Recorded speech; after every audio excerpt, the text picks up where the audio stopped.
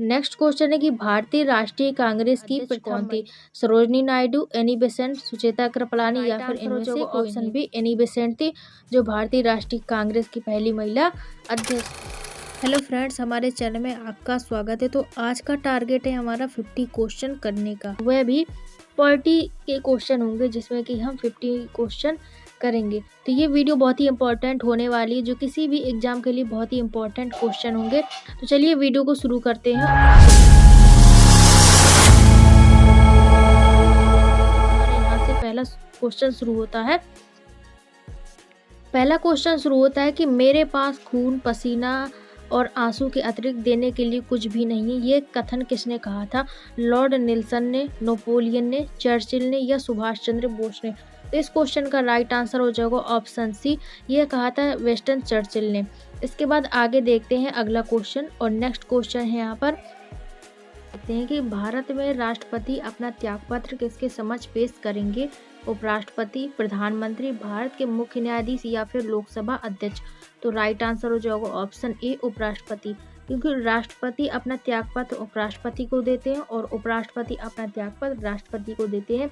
तो ये आपको याद रखना है। आगे चलते हैं और आगे अगला क्वेश्चन है हमारा कि निम्नलिखित में से कौन आज़ाद हिंद फौज के एक प्रमुख अधिकारी थे? शाहनवाज खान, खान अब्दुल गफ्फार खान, WC बनर्जी या फिर इनमें से कोई नहीं? तो इस क्वेश्चन का राइट आंसर हो जाएगा ऑप्शन ए, शाहनवाज खान है, जो आज़ाद हिंद फौज के एक प्रमुख अधिकारी थे। इसके बाद आगे देखते हैं नेक्स्ट क्वेश्चन की तरफ। क्वेश्चन है कि योजना आयोग का अध्यक्ष कौन होता है? प्रधानमंत्री, नियोजन मंत्री, मुख्यमंत्री या फिर राष्ट्रपति? तो राइट आंसर होगा ऑप्शन ए, प्रधानमंत्री होते हैं योजना आयोग का। अब योजना आयोग का की जगह नीति आयोग आ गया है, तो ये तो अभी हम पीछे पढ़ कर आए हैं।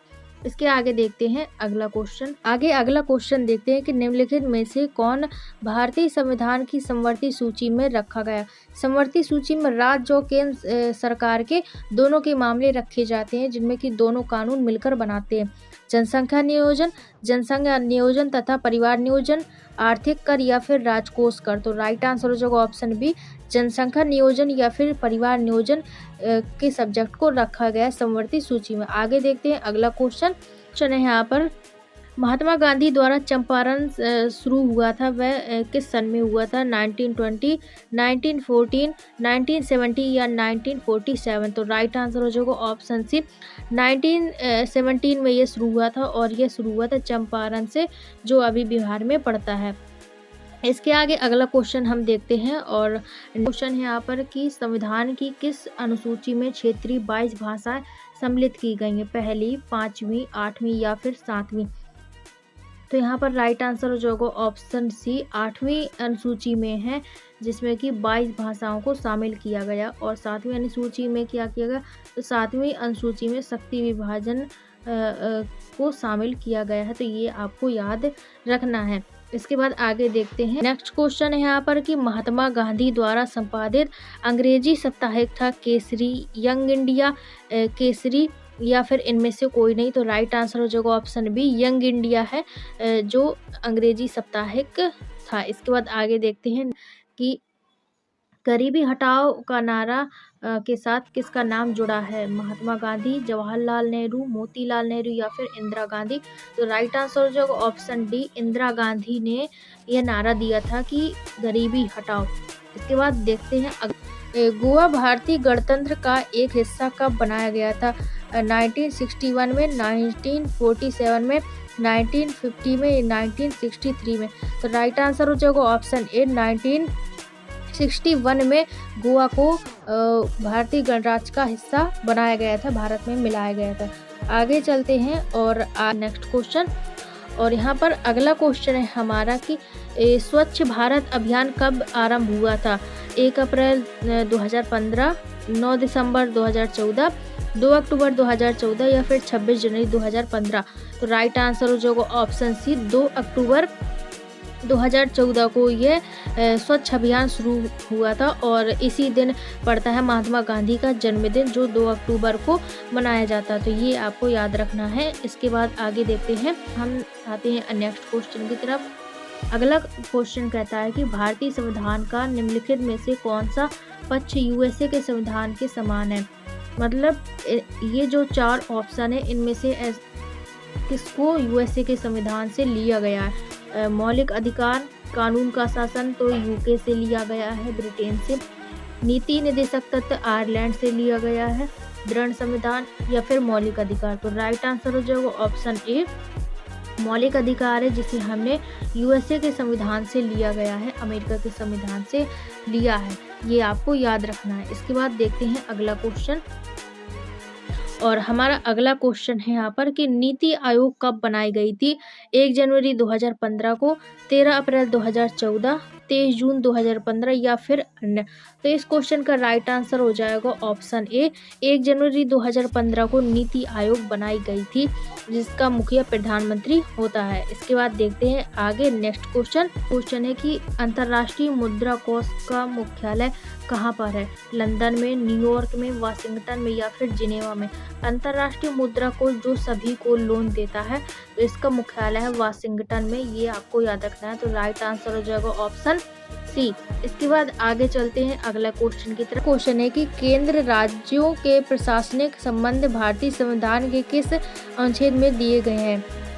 256 से 263, 250 से 280, 252 से 356। केंद्र राज्य के प्रशासनिक संबंध। तो राइट आंसर हो जाएगा ऑप्शन सी, 352 से 356 के जो आर्टिकल है, इनमें केंद्र और राज्यों के जो प्रशासनिक संबंधों के बारे में यहाँ पर बताया गया है। तो राइट आंसर हो जाएगा ऑप्शन सी। इसके बाद आगे देखते हैं और हम अगला क्वेश्चन है हमारा कि योजना आयोग का प्रतिस्थापन किस से हुआ है। केंद्र आयोग से, मुखर्जी आयोग से या फिर नीति आयोग से या फिर अन्य।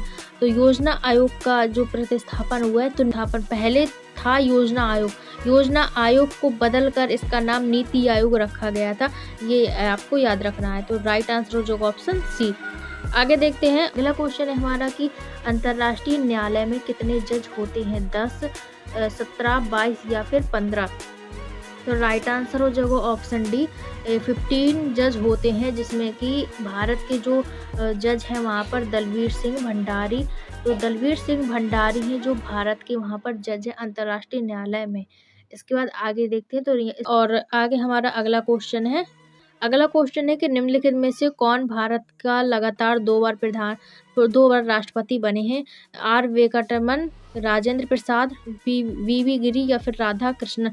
तो राइट आंसर जो option B, doctor Rajendra Prasad एक ऐसे राष्ट्रपति रहे हैं जो लगातार 2 कार्यकाल को उन्होंने संभाला है। तो राइट आंसर जो ऑप्शन बी। अब यहाँ पर नेक्स्ट क्वेश्चन के पढ़ते हैं। तो विदेशों में भेजे जाने वाले विभिन्न संसदीय प्रतिनिधि मंडलों के लिए व्यक्तियों का नामांकन निम्नलिखित में से कौन करता है। राज्यसभा के अध्यक्ष, लोकसभा के अध्यक्ष, प्रधानमंत्री या फिर राष्ट्रपति। तो राइट आंसर जो ऑप्शन बी, लोकसभा अध्यक्ष। विदेश भेजना मंत्रियों को या फिर समितियों के जो अध्यक्ष होते हैं उन्हें भेजना, ये सब लोकसभा अध्यक्ष का काम होता है। तो राइट आंसर हो जाएगा ऑप्शन बी। क्या है अगला क्वेश्चन है कि महात्मा गांधी के असहयोग आंदोलन के दौरान किसने अपनी वकालत छोड़ दी थी। मोतीलाल नेहरू, जवाहरलाल नेहरू, मदन मोहन मालवीय या फिर इनमें से कोई नहीं। तो राइट आंसर हो जाएगा ऑप्शन ए, मोतीलाल नेहरू ने अपनी वकालत छोड़ दी थी। इसके बाद नेक्स्ट क्वेश्चन की तरफ चलते हैं। अगला क्वेश्चन क्या कह रहा है। सुभाष चंद्र बोस ने कब कांग्रेस की अध्यक्षता से त्यागपत्र दिया था। सुभाष चंद्र बोस ने 1947, 1950, 1939 या फिर 1937। तो राइट आंसर हो जाएगा ऑप्शन सी, 1939 को सुभाष चंद्र बोस ने कांग्रेस की अध्यक्षता से त्यागपत्र दिया था। आगे चलते हैं। अगला क्वेश्चन है कि किसी राज्य के राज्यपाल को निम्नलिखित में से किसकी शक्ति नहीं है। विधानसभा भंग करने की, विधानसभा स्थगित करने की, विधानसभा बुलाने की या फिर विधानसभा का सत्रावसान करने की। तो जैसे केंद्र सरकार में राष्ट्रपति होते हैं, वैसे ही राज्य सरकार में क्या होते हैं, राज्यपाल होते हैं। जैसे ही राष्ट्रपति के पास क्या होता है कि लोकसभा भंग करने की शक्ति होती है, लोकसभा को संसद को सत्रावसान करने के लिए और बुलाने के लिए, ये सारी शक्तियाँ राष्ट्रपति के पास होती हैं। उसी तरह ये सारी शक्तियाँ राज्यपाल के पास होती हैं कि विधानसभा को बुलाने के लिए, सत्रावसान जब उनका सत्र खत्म हो जाता है तो वापस भेजने के लिए बस एक नहीं होता है जो विधानसभा को स्थगित करने के लिए। यह शक्ति राज्यपाल के पास नहीं होती है। तो राइट आंसर हो जाएगा ऑप्शन बी। इसके बाद आगे देखते हैं और अगला क्वेश्चन है जो एक ही वीडियो में आपको 50 क्वेश्चन मिल जाएंगे। तो किसी भी एग्जाम के लिए बहुत ही इम्पोर्टेंट है और आप किसी भी एग्ज़ाम की तैयारी करते हैं, यदि आप वीडियो देखते हैं तो इससे बहुत आपको हेल्प करेगा। गदर पार्टी का मुख्यालय कहाँ था? मॉस्को में, बर्लिन में, कराची में या फिर सैन फ्रांसिस्को में? तो राइट आंसर जो ऑप्शन डी, सैन फ्रांसिस्को में था यह गदर पार्टी का मुख्यालय। आगे देखते हैं और आगे हमारा अगला क्वेश्चन है कि संविधान सभा के सम्मुख किसने संविधान की प्रस्तावना प्रस्तावित की थी? सुभाष चंद्र बोस, जवाहरलाल नेहरू, स्वामी सहजानंद या फिर महात्मा गांधी? तो राइट आंसर हो जाएगा ऑप्शन बी, जवाहरलाल नेहरू ने। इसके बाद आगे देखते हैं यहाँ पर कि स्वराज मेरा जन्मसिद्ध अधिकार है, ये किसने कहा था? रविन्द्रनाथ टैगोर ने, लोकमान्य तिलक ने, लाला लाजपत राय ने या फिर महात्मा गांधी ने? तो क्वेश्चन का राइट आंसर हो जाएगा ऑप्शन बी, लोकमान्य तिलक ने कहा था कि स्वराज मेरा जन्मसिद्ध अधिकार है और मैं इसे लेकर रहूंगा। इसके बाद आगे देखते हैं और नेक्स्ट क्वेश्चन है, अगला क्वेश्चन है कि आम आदमी पार्टी की स्थापना कब हुई थी? 15 अक्टूबर 2012, 26 नवंबर 2012 या फिर 17 दिसंबर 2013? तो राइट आंसर हो जाएगा ऑप्शन बी, 26 नवंबर 2012 को आम आदमी पार्टी की स्थापना हुई थी और उनका जो चुनाव चिन्ह है वह झाड़ू है। इसके बाद आगे देखते हैं, उच्चतम न्यायालय की पहली महिला न्यायाधीश कौन थी? सुनिंदा भंडारे, इंदिरा जयसिंह, फातिमा बीबी या फिर लीला सेठ? तो राइट आंसर हो जाएगा ऑप्शन सी, फातिमा बीबी, क्योंकि यहाँ पर कहा जा रहा है कि पहली महिला न्यायाधीश। यदि कहा जाएगा कि पहली महिला मुख्य न्यायाधीश CJI, chief justice of India, CJI कहा जाएगा, तब वह मुख्य न्यायाधीश हो जाएंगी लीला सेठ। यहाँ पर ओनली कहा गया है कि महिला न्यायाधीश कौन थी, तो वह थी पहली महिला न्यायाधीश फातिमा बीबी और पहली महिला मुख्य न्यायाधीश लीला सेठ। ये आपको याद रखना है। इसके बाद आगे क्वेश्चन देखते हैं और आगे चलते हैं। तो नेक्स्ट क्वेश्चन है कि भारतीय जनता पार्टी का चिन्ह क्या है? घड़ी, लालटेन, हाथी या फिर कमल? तो राइट आंसर जो ऑप्शन डी, कमल है। इसके बाद आगे देखते हैं, क्वेश्चन है हमारे यहाँ पर कि मौलिक अधिकारों पर निम्नलिखित में से किसके द्वारा प्रतिबंध लगाए जा सकते हैं? राष्ट्रपति के द्वारा, लोकसभा द्वारा, उच्चतम न्यायालय द्वारा या फिर इनमें से कोई नहीं? तो राइट आंसर जो ऑप्शन सी, उच्चतम न्यायालय के द्वारा मौलिक अधिकारों पर प्रतिबंध लगाए जा सकते हैं। इसके बाद आगे देख, अगला क्वेश्चन है कि भारतीय राजनीति व्यवस्था की विशेषता है? जाति और धर्म, क्षेत्र और राष्ट्रीय हित, राष्ट्रीय हित और धर्म, जाति, धर्म और राष्ट्रीय हित, तीनों है। ये राइट आंसर हो जाएगा ऑप्शन डी। इसके बाद आगे चलते हैं, आगे देखते हैं। तो योजना आयोग कब बनाई गई?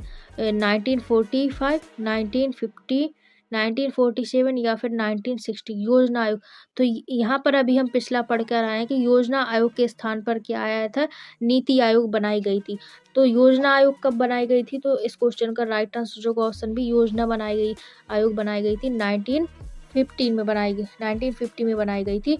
और जो नीति आयोग है वह बनाई गई थी, तो नीति आयोग बनाई गई थी 2015 में। तो ये राइट आंसर हो जाएगा ऑप्शन बी। इसके बाद आगे क्वेश्चन है कि भारत छोड़ो आंदोलन कब हुआ था?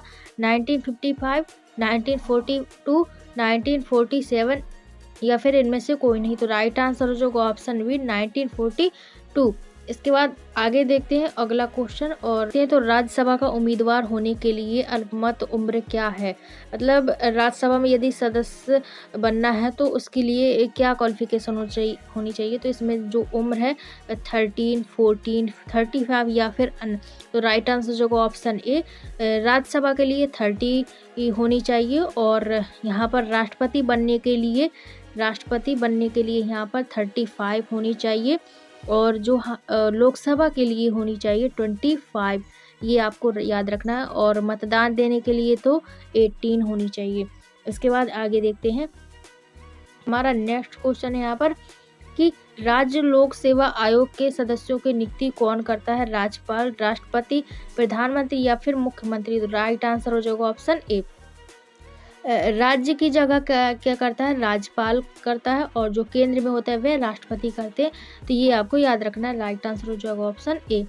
आगे देखते हैं और अगला क्वेश्चन क्या कहता है। नेक्स्ट क्वेश्चन है कि भारतीय राष्ट्रीय कांग्रेस की प्रथम महिला अध्यक्ष कौन थी? सरोजनी नायडू, एनी बेसेंट, सुचेता कृपलानी या फिर इनमें से कोई नहीं?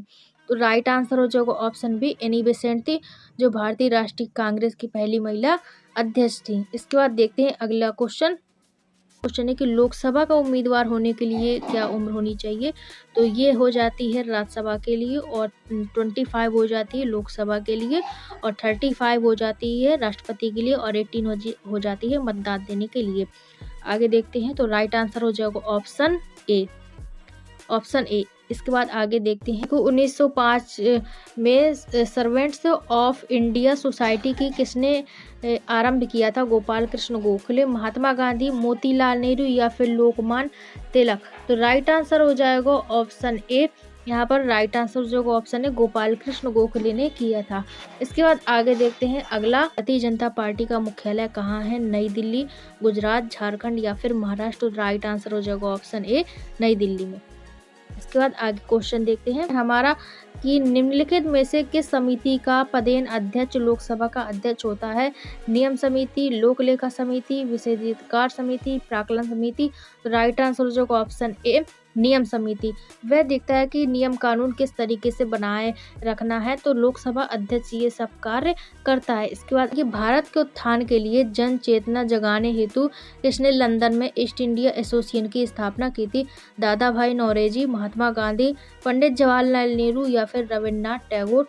तो राइट आंसर हो जाएगा ऑप्शन ए, दादा भाई नौरोजी, जिन्होंने ईस्ट इंडिया कंपनी एसोसिएशन की स्थापना की थी। इसके बाद आगे देखते हैं और हमारा अगला क्वेश्चन है कि भारतीय जनसंघ की स्थापना कब हुई थी? 27 सितंबर 1925, 25 मार्च 1960, 21 अक्टूबर 1951?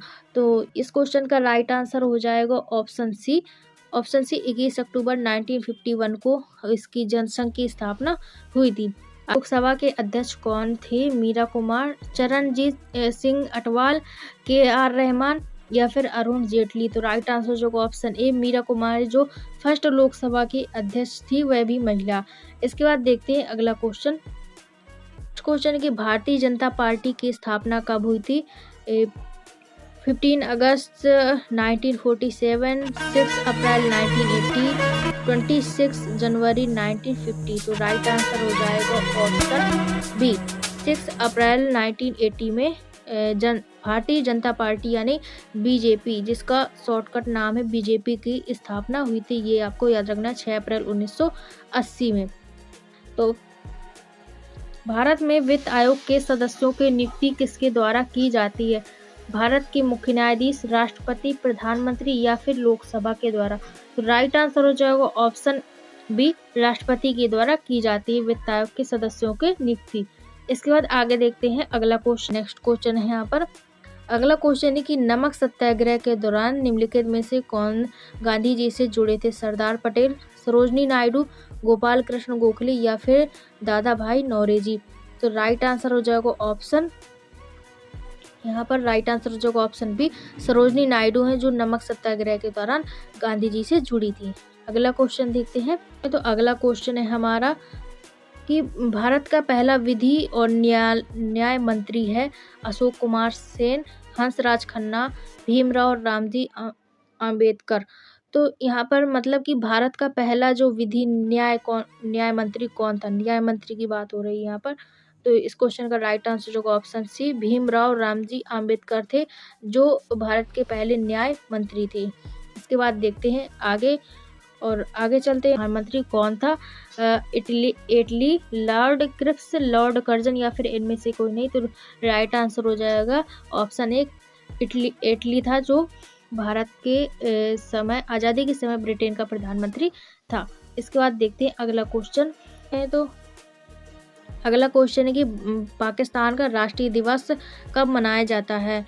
23 फरवरी, 23 जनवरी, 23 मार्च या फिर 14 मार्च को? तो राइट आंसर हो जाएगा ऑप्शन सी, 23 मार्च को पाकिस्तान अपना राष्ट्रीय दिवस मनाता है।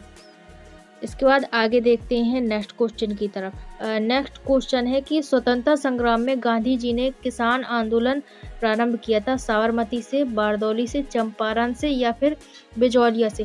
तो राइट आंसर हो जाएगा ऑप्शन सी, चंपारण से प्रारंभ किया था। तो राइट आंसर हो जाएगा ऑप्शन सी। इसके बाद आगे देखते हैं अगला क्वेश्चन। अगला क्वेश्चन है कि निम्नलिखित में से कौन भारत का लगातार 2 बार राष्ट्रपति बने हैं? आर वेंकटरमन, राजेंद्र प्रसाद, वी गिरी या फिर राधा कृष्ण। राइट आंसर हो जाएगा ऑप्शन बी, राजेंद्र प्रसाद है जो 2 बार राष्ट्रपति बन चुके हैं। तो ये रिपीटेड क्वेश्चन आ गया यहाँ पर। इसके बाद तो फ्रेंड्स ये थी हमारी आज की क्लास जिसमें कि हमने 50 क्वेश्चन यहाँ पर कवर किए, वो भी पॉलिटी के।